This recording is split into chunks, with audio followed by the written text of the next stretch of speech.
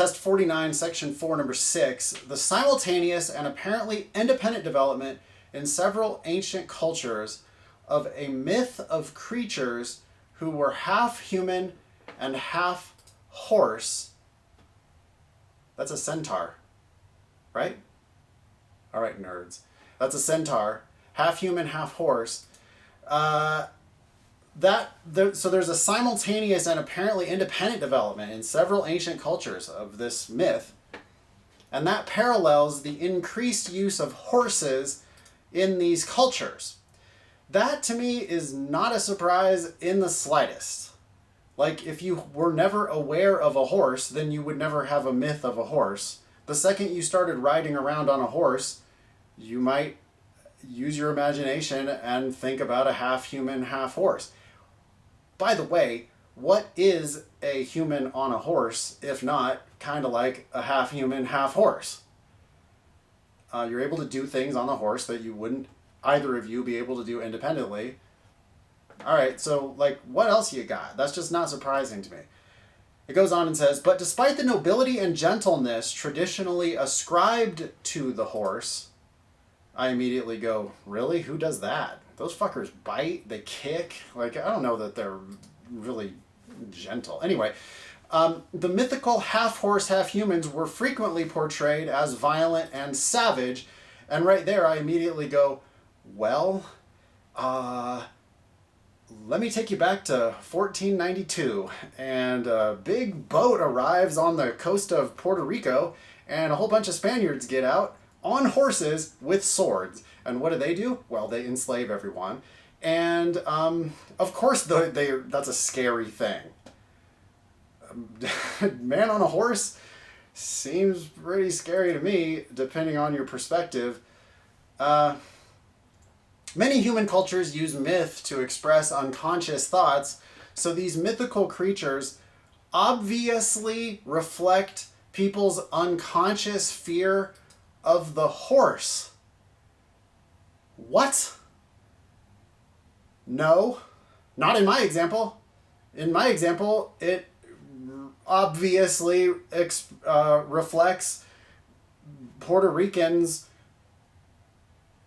not unconscious, but conscious fear of the human on the horse. What? What are you talking about? I get it that you often use myth to express unconscious thoughts, but that doesn't mean that you only use myth to express unconscious thoughts. And anyway, my primary objection here is, if it's a half-horse, half-human creature,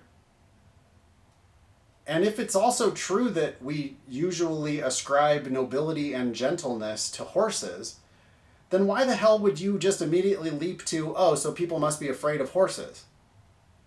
It's a half-human, half-horse. Why do they have to be afraid of the horse part? Can't they just be afraid of the human part, or humans riding on horses? Or maybe they're just afraid of half anything else.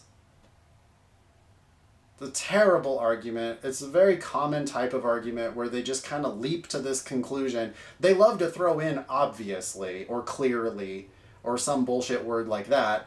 They're just trying to like snow you, basically. The reasoning in the argument is flawed because it what? All right, so it's a flaw question. On a flaw question, we're looking for the one that they did wrong. So they did it. It's a must be true question at first, right? We have to know for sure that the speaker did the thing we're accusing them of doing. The record must show that they did this thing. And furthermore, it has to be a problem that they did the thing. So let's see. A, fails to show that the mythical creature mentioned represents the horse in people's minds. I think that's probably the answer, because my objection is, how do you know that they're just not afraid of monsters? Or how do you know that they're not afraid of humans riding horses? You immediately just assumed that they must be afraid of horses, but you haven't shown that the mythical half-human, half-horse represents the horse in their mind. In fact, you only provided evidence that people normally think of horses as noble and gentle. So they did do what A is describing. They definitely failed to show that the mythical creature mentioned represents the horse in people's minds.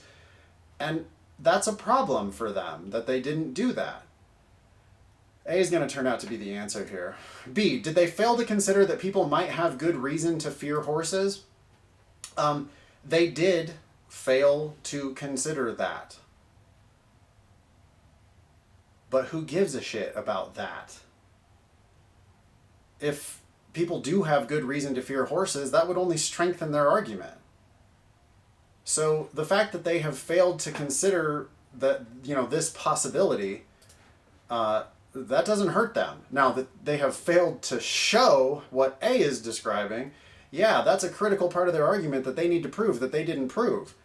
But with B, failed to consider this possibility, they don't need to consider that possibility.